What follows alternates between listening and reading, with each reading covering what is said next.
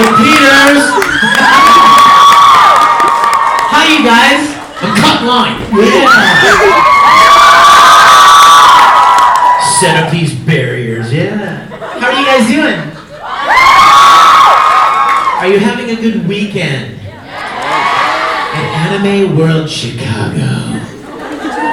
Hey, did you guys see the video from Sweden? Yeah. Did you see it? Where's? No, the bag with the box. Is it here somewhere? The bag. I brought you guys some prezzies. Okay. Oh yes, I did. Okay. When you go to Sweden, what must you buy? Swedish fish! These are the real deal, you guys. Everybody gets Swedish fish in Chicago, but Swedish fish from Sweden, they're very special, yeah? So here's what we're gonna do. Granted, there are not enough in here. So I'm trying to decide, should I just put the bag in the front and it'll only get probably a few rows back, or should I throw Swedish fish at you? Okay, you gotta catch them though. Get your sticky hands on, all right? Everybody put on your wide receiver gloves. He's like, I'm gonna catch his fish, man. I'm gonna catch that damn fish. I'm going for 6 on this one. Wait a minute, I haven't even had one myself. Sweden. You ready? That was on the floor. Swedish. 2-second roll. I mean 10-second roll. You ready? I stayed back. He lets you go. Yeah! Alright, you guys ready? Please catch them, because they're really yummy. Ready?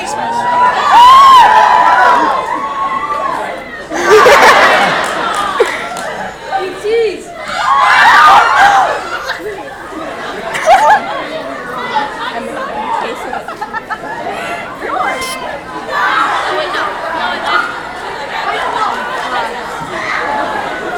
Seriously? Pretty sure. Okay, let's take your bag. Oh, he hit the ceiling!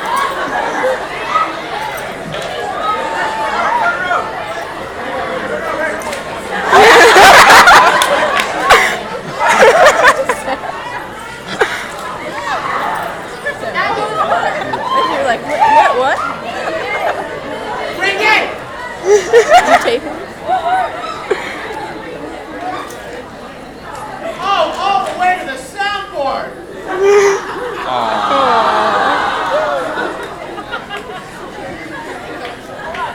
But just when you thought it was done. You got more.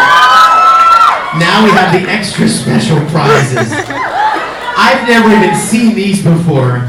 The Swedish called them Zoom. And they're bubble gum with liquid centers. This one is banana. They love banana in Sweden. I don't know why.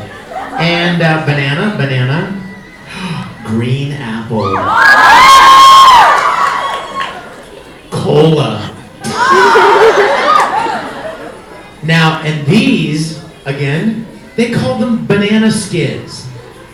So you can either eat them or put them on the floor and go, one or the other. But I'm giving them away, okay? I'm gonna say one banana Zoom for me, because I haven't even tried them myself.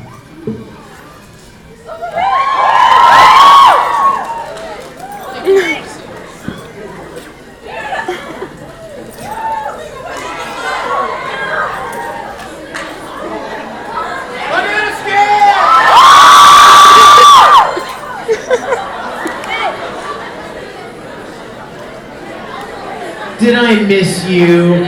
Aww. You're gonna get the special one then. This is a very famous candy bar in Sweden called Kex. Kex, I love those! They make them in chocolate and hazelnut and banana. And this one just happens to be my favorite, raspberry. So I'm going to give this to you. Kayla. Yay! Kayla gets the Keks. Kayla gets the Keks while I eat the banana Zoom. All of their names are so funny. All these big Zoom Keks. Oh, that's yummy. Happy birthday to you. Happy birthday to you. Oh. Happy birthday, dear Vic. Happy birthday to you.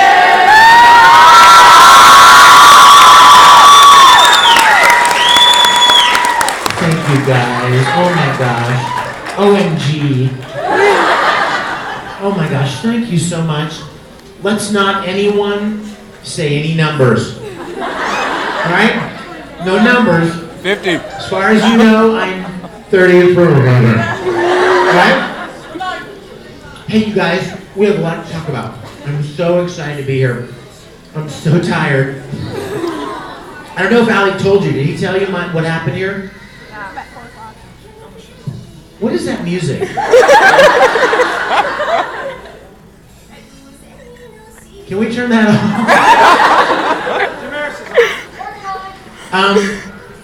I have to tell you guys how much I love you. Because you don't know. You don't know. I was scheduled this weekend to be at Annie Jam in Fresno. I was scheduled a long time ago. I was supposed to be there all weekend. Then Alec Peters came to me in a dream. Or maybe not. And he said, listen, I'm starting a con in Chicago, and I want you to be there. And the music stopped. That's just the way it happened in the dream. There was music, and he said that, and the music stopped. It's crazy. So, he's like, and it's back. Just like the listen dream. here, what is it? Dancing in the Velvet Moonlight. It's funny that it stopped and then it started again. Just like the dream. Anyway, just like the dream. Wait. Oh, still there.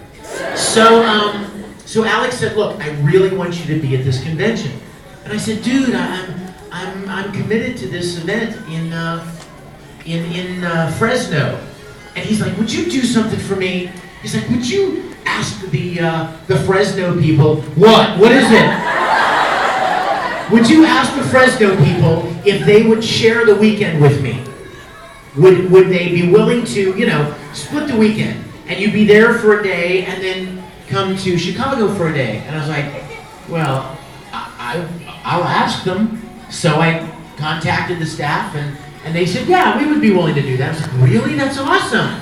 So yesterday, I was in Fresno and I had a Q&A session like this and then a 3-hour autograph session, and there was a car waiting for me right after the Q&A session, and I ran out to the car and they took me to the airport and I spent all night flying here.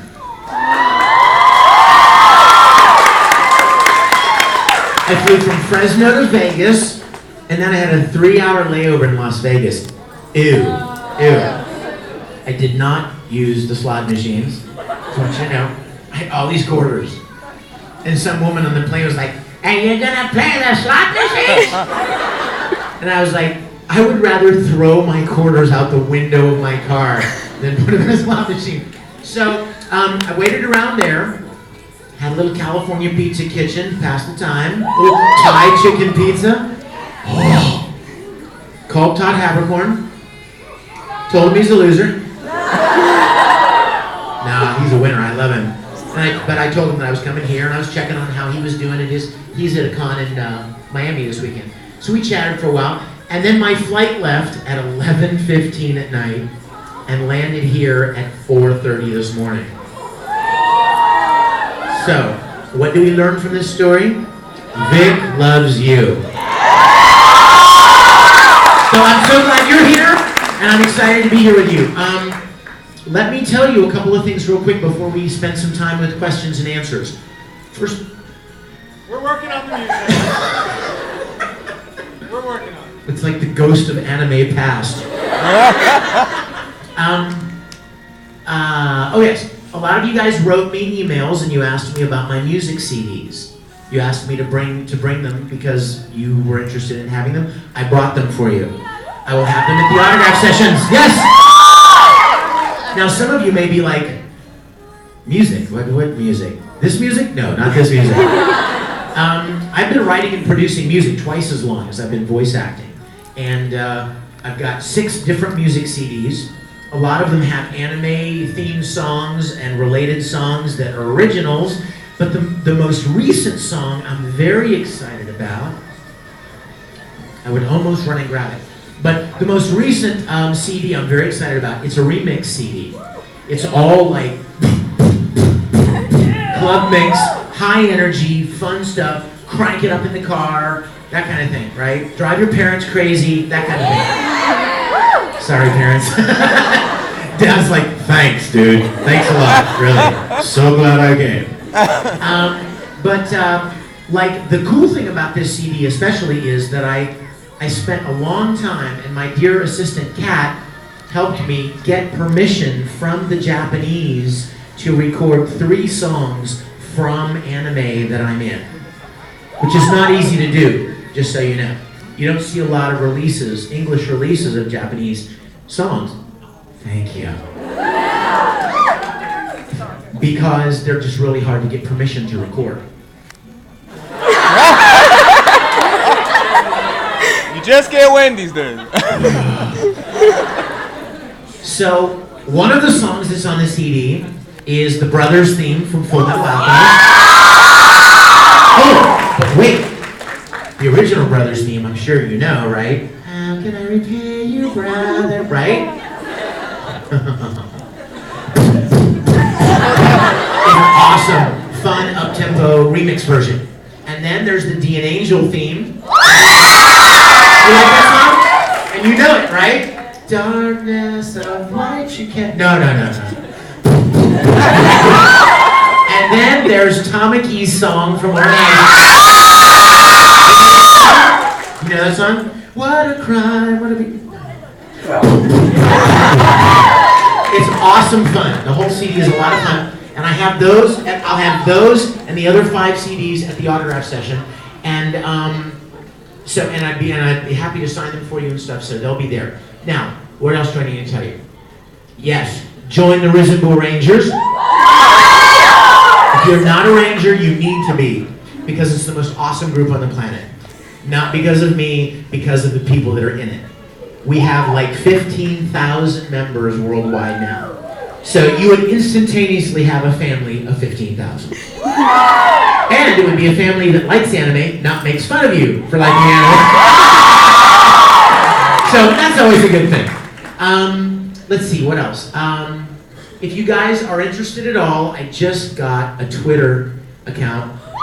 And I always put weird little things that are happening through my day on Twitter. So I invite you to follow me on Twitter. It's just Vic Mignogna. And don't get scared by what I write. No, it's not scary. Also, I know some of you may ask what I'm working on right now. I just got to record a character for Pokemon. I've known about Pokemon since I was very young, and I never thought I'd get to be a part of it because it's recorded in New York. Oh my God! Where's it coming from?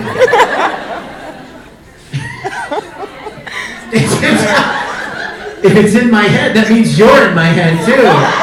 Get out! You're dreaming!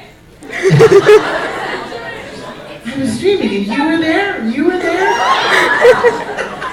She was there? What else? Oh yeah, Pokemon. Also on G4. I thought I was gone for a minute. There are 2 new series that just started on G4. Iron Man and Wolverine. And, I played some good characters in those. I have the funniest story to tell you about Iron Man, but Yeah!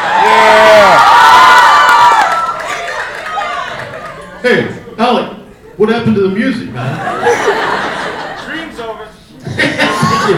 And now we wait. Oh, this is, amen, this is good. Okay, I shouldn't tell you this story. I should, wait a minute. I don't know if I'll get in trouble though, so I'm afraid to tell you.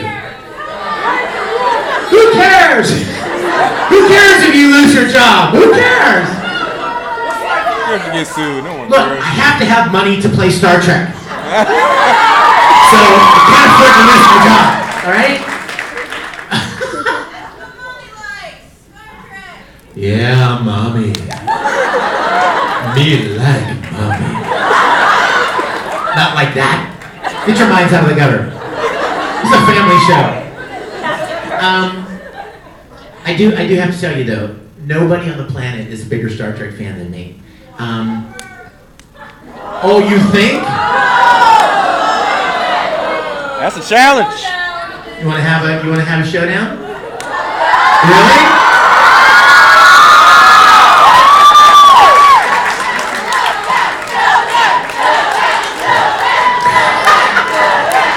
Fight! Do we need a neutral third party judging this? All right. I mean, come on.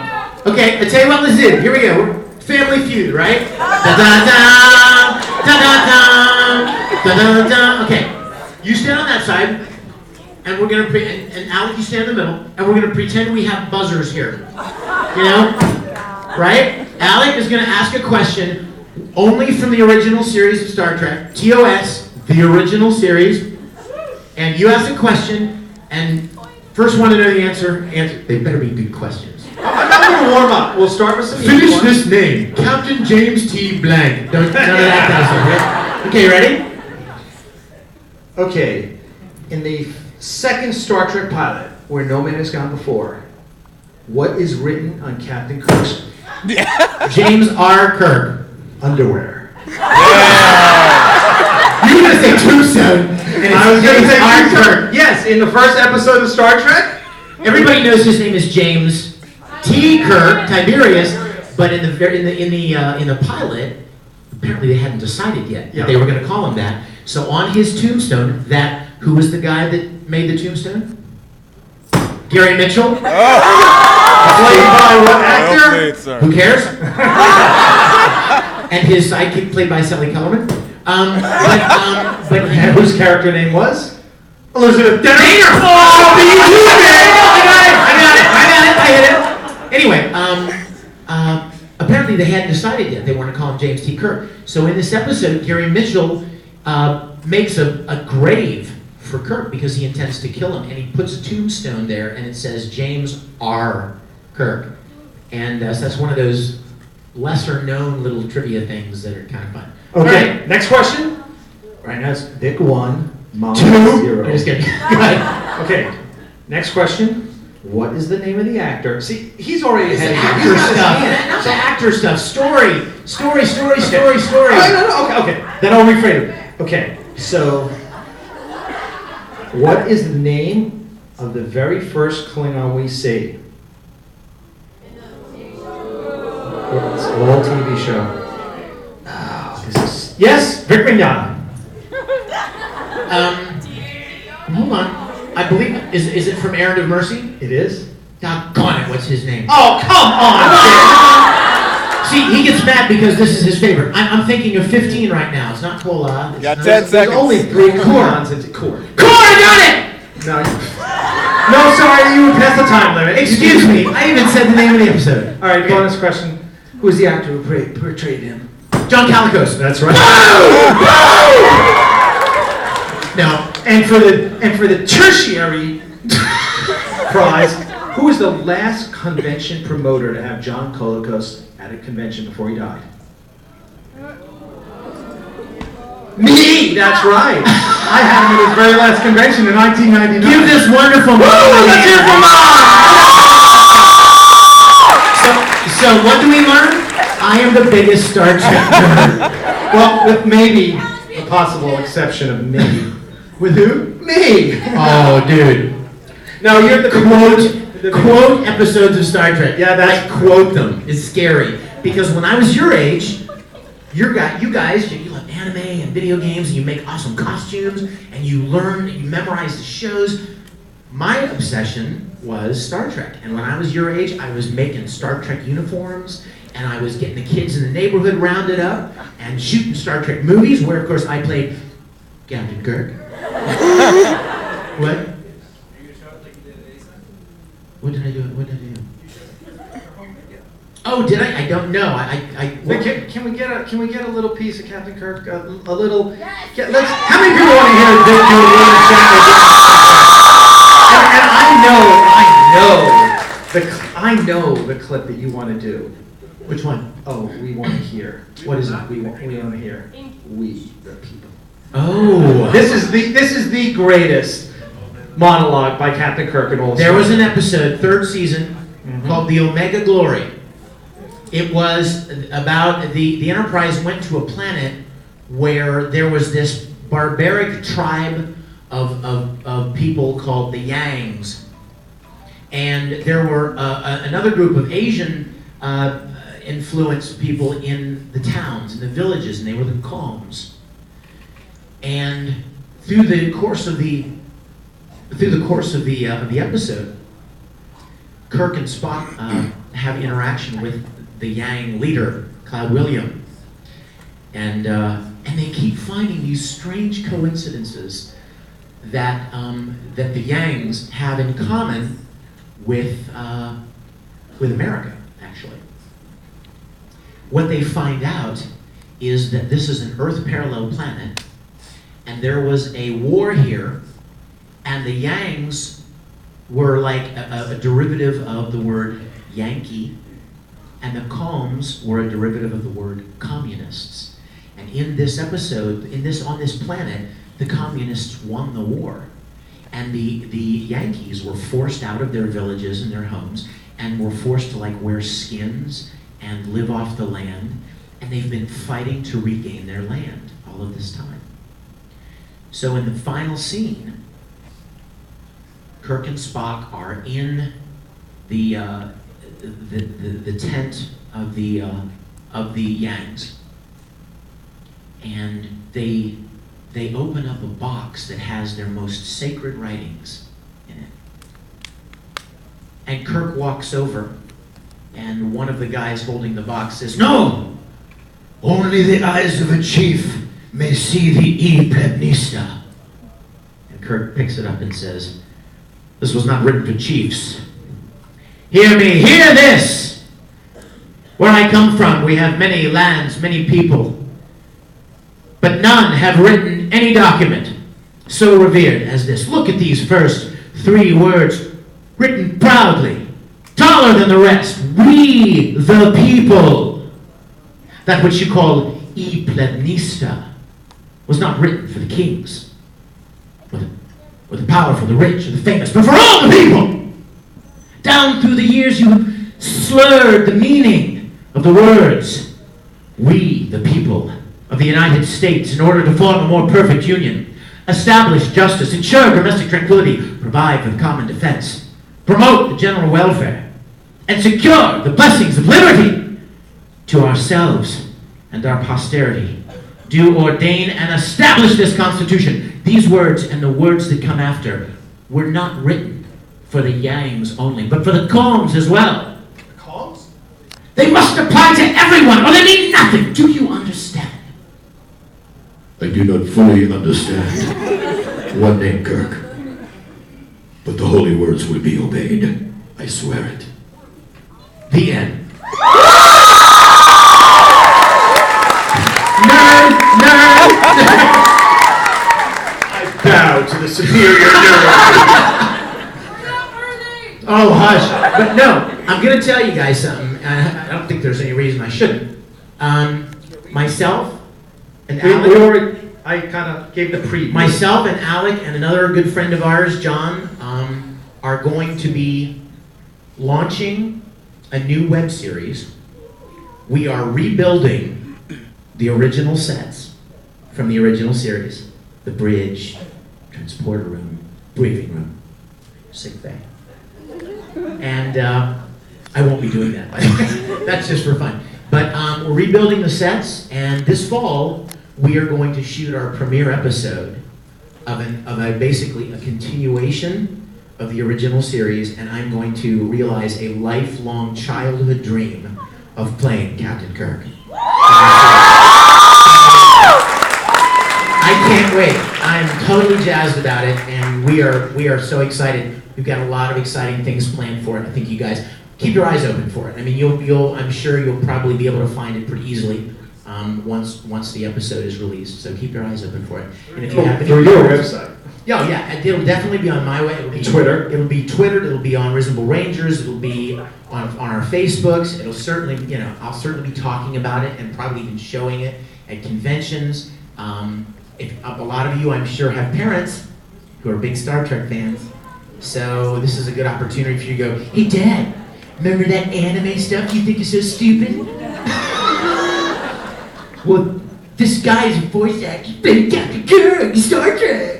So give you guys a chance to share something together. It'll be fun. You'll be sitting there watching it going, this is so weird. Tamaki Suo is Captain Kirk. And your dad will be going, this isn't bad. This is pretty good. Okay, still working on Naruto. Still working on Bleach. You guys, anybody watching Kakashi? It's a great series. I love Kakashi, especially, you know my favorite part of Kakashi is? My little sperm dog that floats alongside me. See, now some mother just went, oh my Lord, he just said sperm. It's a medical term. It's a biology term. I have a dog. My character has a dog. He's a spirit dog, and he floats alongside me, and he helps me sense these Ayakashi spirit beings. Well, the only thing is he doesn't have any arms or legs. So he literally looks like a sperm with a dog's head. And Troy Baker plays this character. And every time I go to record Kakashi, and he has not recorded yet, I'll always leave Troy some little messages. Like my line, maybe Yoshimori is supposed to say, do you sense anything, Madara? And I'll say, do you sense anything, sperm dog? And then 2 weeks later, Troy Baker comes in to record, and he's like, you text me, sperm dog, nice. Thanks a lot. Okay, I tell you what, let's see, I've got some videos I want to show you, and I want to take questions, so let's have some questions. Who's got something you want to ask? Yes, all the way in the back, sweetie. Uh-huh. We got it. Oh, go ahead. Oh, I'm good. She's sending amplification to you. I was wondering, can you do some lines from Hetadia as Grease? Oh my God! What lines in particular do you like?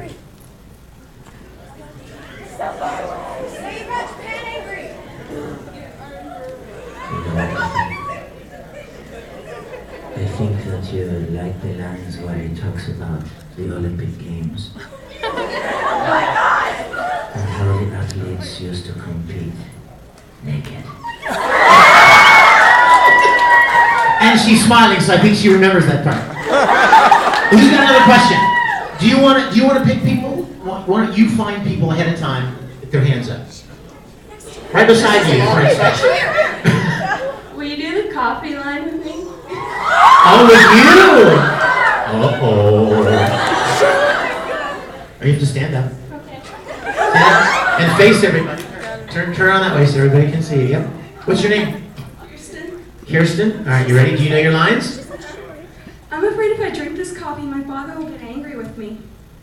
What if I let you drink it from your mouth?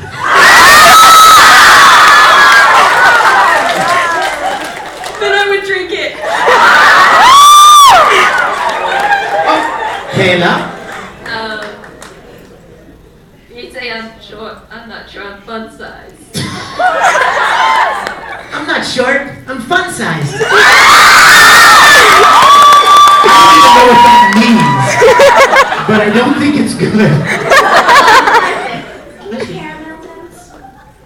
No. How do you caramel dance? I'll do it for you. I've done that. I just didn't know it was a caramel dance. I thought it was a nougat dance. Or some other topping. See, you know what? If you'd have asked me while we had music playing, you know, no, don't turn on the music. Don't do it.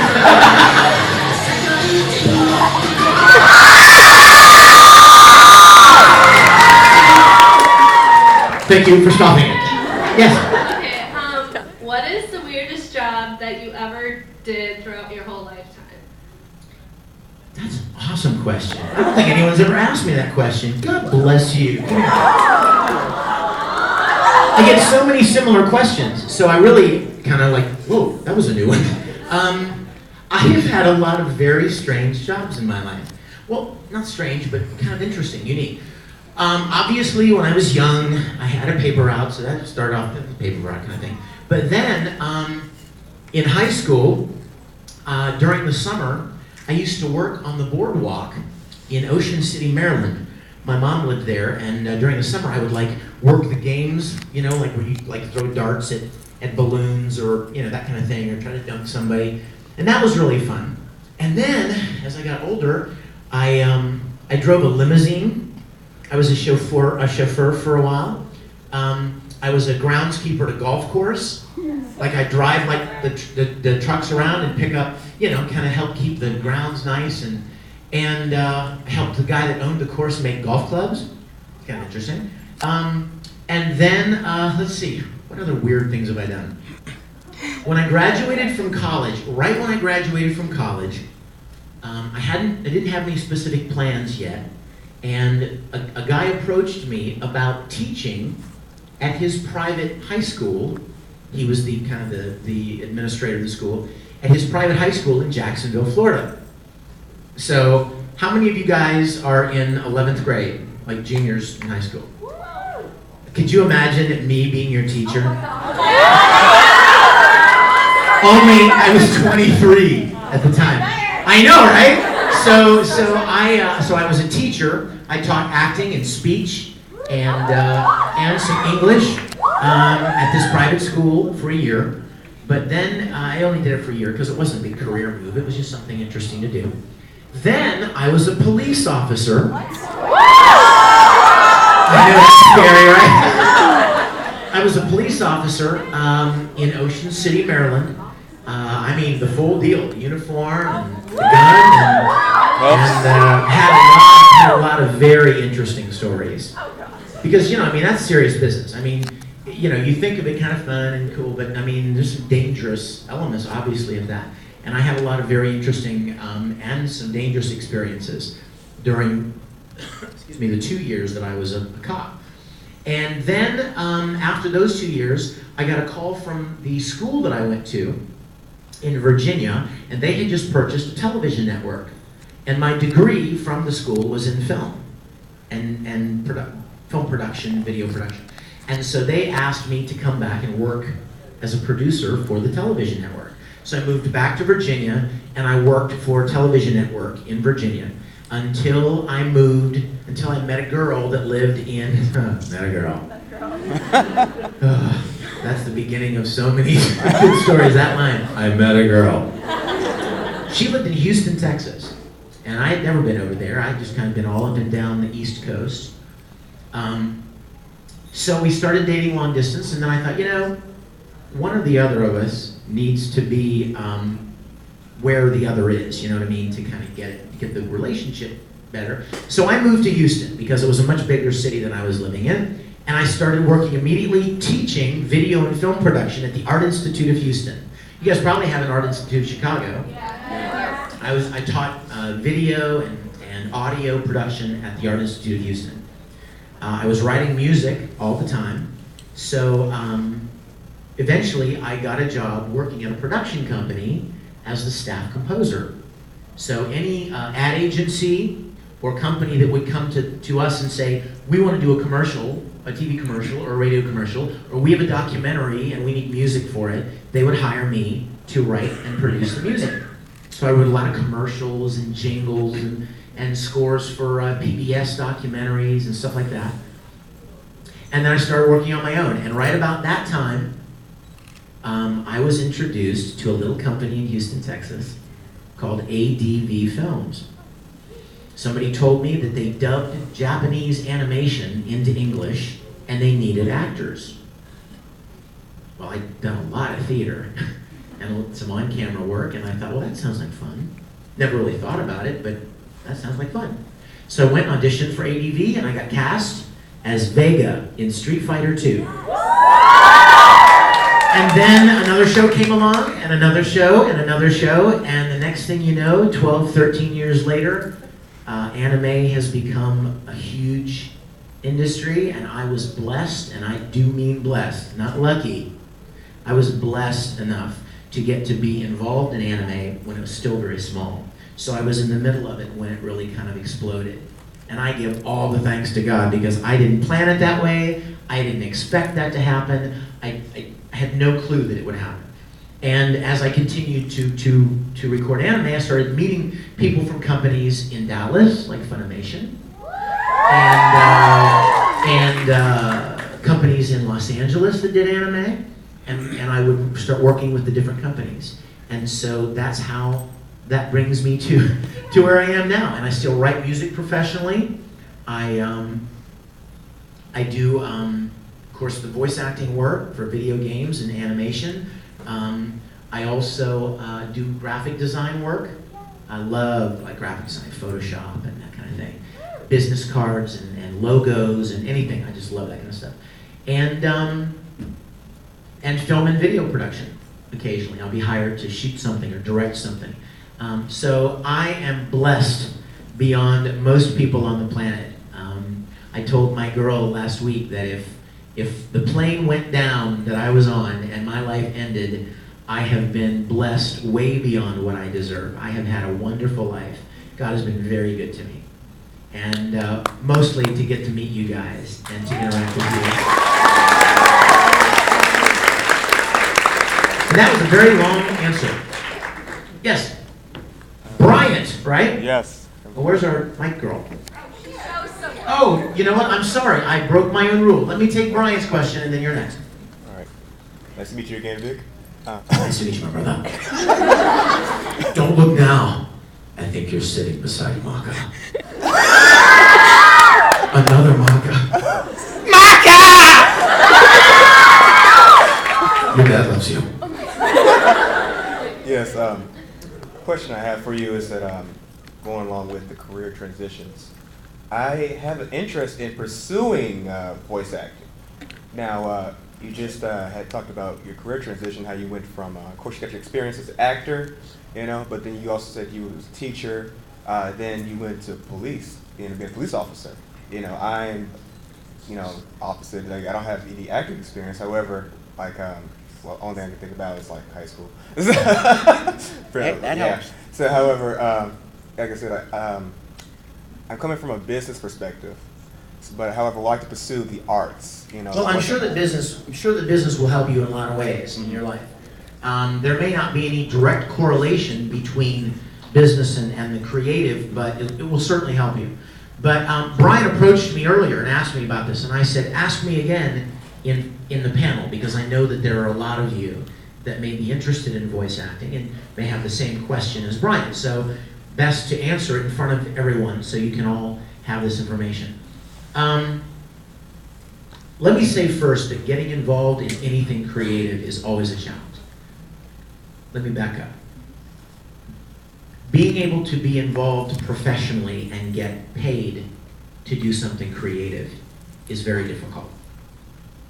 For the obvious reason, a lot of people want to do it, right? A lot of people would love that opportunity. And so consequently, a lot of creative jobs don't pay very much. I mean, I'll bet all of you know somebody who may play in a band, who gigs on the weekends, right? And they want so badly to make a living doing something creative, and they can hardly pay their bills because they don't get paid a lot, but at least they're doing something they love. And that's the trade-off. And I will tell you that voice actors do not make a lot of money at all. Nobody I know is rich. But the trade-off is that we absolutely love what we do. See the difference? As opposed to hating something that you do and getting paid lots of money for it. But the first thing I would say is just be realistic about the fact that there are a lot of people that want to do creative things. And a lot of times it's not even the best people that get to do it. I think we've all seen movies and TV shows and heard singers on the radio that stink, or people that are actors on TV shows that aren't any good, and you're like, how in the world did they get on a TV show? There are probably a lot of people more talented, but they just they got the chance. They were in the right place at the right time, or they knew somebody who helped them get into it, or any of a number of different reasons. They wanted a redhead instead of a brunette. I mean, really, sometimes very shallow reasons, and you can't control any of those. I've lost plenty of voice acting jobs, not because I stink as a voice actor, but because they just, for whatever reason, thought that they wanted something different, or they thought that I wasn't right for the role. And that's just part of being involved in a creative thing. But if you're interested in voice acting, there are two things you need to do. Number one, get as much experience as you possibly can as an actor. Not a voice, not funny voices, not imitations. I get people all the time who write me and go, I can sound just like Homer Simpson, or I can imitate Optimus Prime, or listen to how good I can do the In a World movie voice, or I can do Yoda, and those are really great, but chances are you're not going to get hired to play Yoda. You know what I mean? They already got people that do that, and so that's not much chance of that. So it's not about being able to imitate voices or sound like other people that are already doing the work. It's about playing a character. Acting experience is extremely crucial. In fact, I would say, with the exception of one or two people, I'll bet I know 100 voice actors in this business, and I can only think of two that have never had any stage or theater or acting experience before they started voice acting. The vast, vast majority of them have a huge amount of experience and training in acting, myself included. Some of them have master's degrees and college degrees. They've done it a long time. Church programs, school plays, community theater, anything.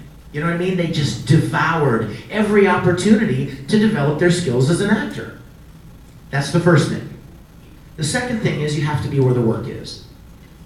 I've said many times, if I wanted to be a country western singer, where would I go? Nashville. Exactly. Right? You knew it that quick. Nashville. You go where those things happen. There are certain cities that are known for certain things, and you have to be where that work is done.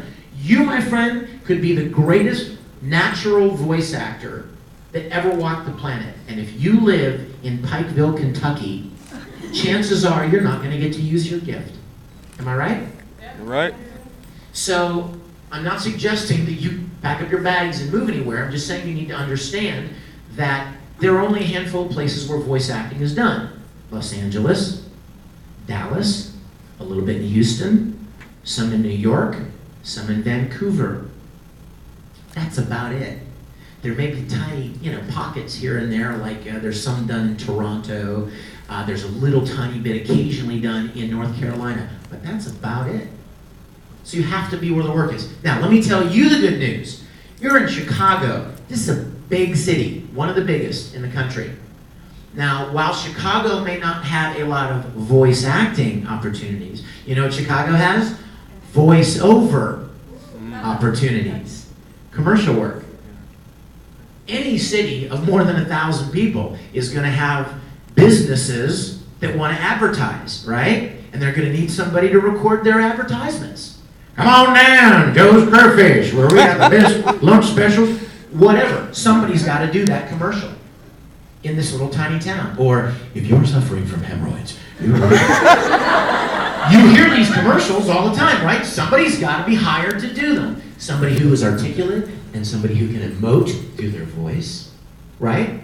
That's voiceover. It's not so much playing a role in a show, but that kind of opportunity is everywhere. And if you record a demo of yourself, get a good microphone, good quality, because as soon as somebody puts on a CD and they hear, They're going to turn the CD off. Quality.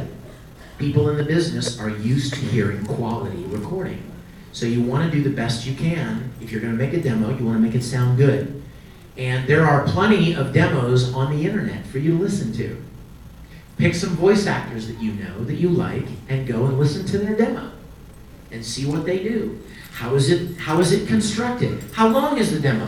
What kind of things are on the demo? How do they transition from one thing to the next? And you can pick up tips from popular voice actors who have demos online.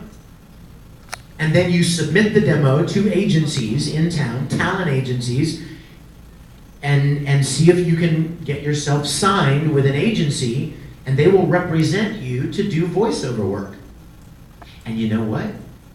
If you're good with voiceover and voice acting, you never know. There could be a company in Chicago that makes video games. And they're going to call the agency, and they're going to say, we need some voiceover people to audition for our video game. That's what I'd do. If I needed to make a video game and I needed to find voice people, I'd call an agency and say, you got any voice people? You know what they're going to do? They're going to send your demo. And then the next thing you know, you could be playing a character in a video game. That's how it works. You have to be where the work is, and you have to develop your skills as an actor. Those are the most important things, okay? Cool, now where is my young lady that was gonna ask the question? Yes? I was wondering if you can do the tamaki part. The what? The tamaki bark? You mean like the dog bark?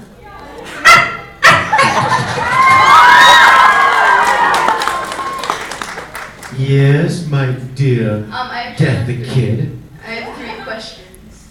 You have 3 questions? Yes. Pick a really important one because we have a lot of questions. So okay. pick one. I was wondering, is there going to be a next soul leader? Like next...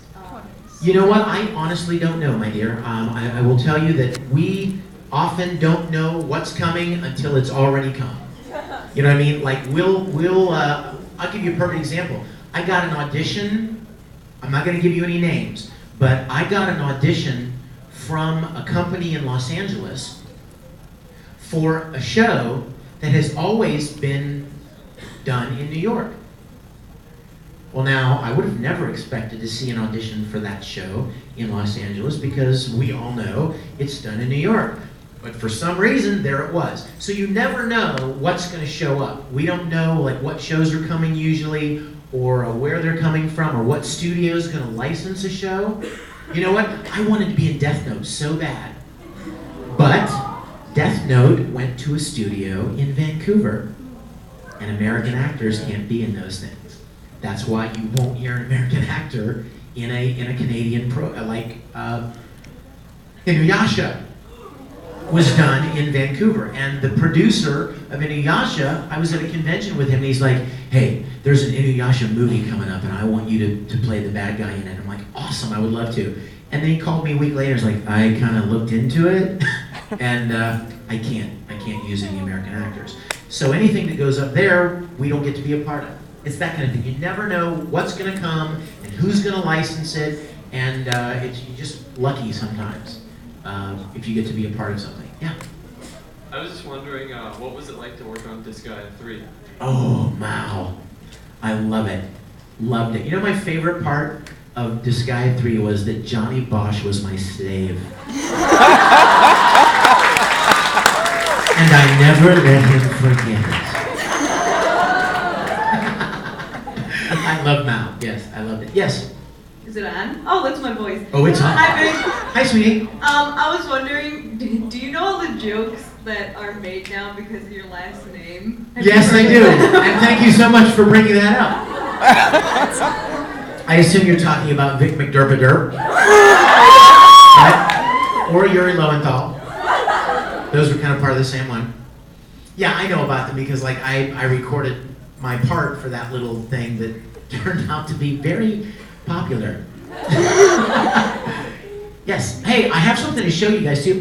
How much time are we supposed to have for this? You have 45 minutes left. Okay, good. Yay. Yay for long panels. Yes. What is the favorite like personality trait that you've ever had in voice acting? You mean what personality trait of some character that I played was my favorite? Yeah. Oh my gosh, there are so many, you guys. Oh my gosh. You can say one. Okay, well, I'll tell you the ones that come to mind. I absolutely love Ed's devotion to his brother. My favorite moments of Full Metal were the scenes between Ed and Al.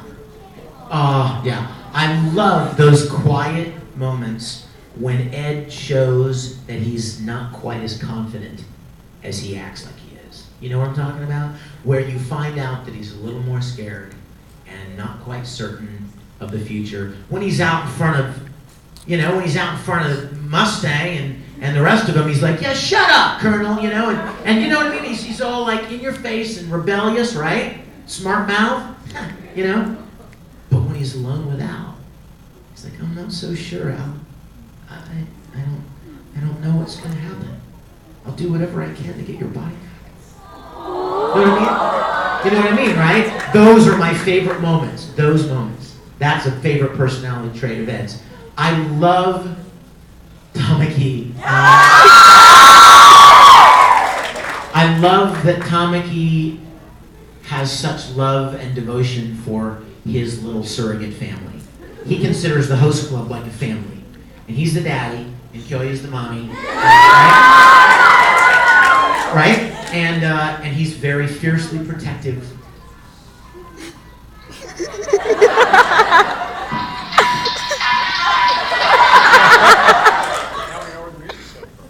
Good morning, baby. Hi,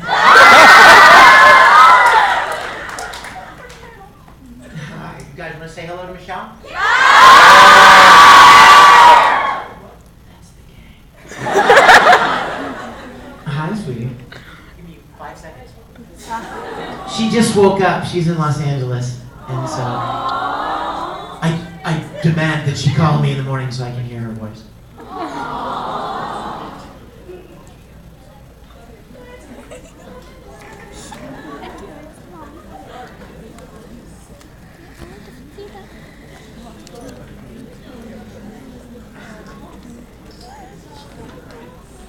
She's being scary.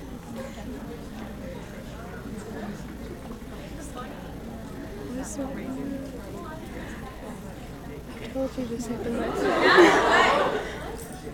Oh my gosh, I turned it off by myself. Completely by accident too. I just like slid like that. Over the button. Okay, next question. Where's our... Oh, wait a minute. I gotta show you guys something. You guys are gonna want to see this, okay? Is the DVD, you guys in the back, is the DVD happening? Did they give you the DVD? They didn't, did they? You know what? Hold on, let me get it. Is the thing back here? Is my thing back here? Yes. Hold on, guys. Who's got a question? Go ahead and do the question and I can hear you. I'm like the Wizard of Oz. What was your worst childhood accident injury? Wow, what a cool question. I don't think I've ever had that one either. Oh! There was, ow! Ah, there was one right there just now. No, I'm just kidding, I'm fine. Would you run this back to him, please?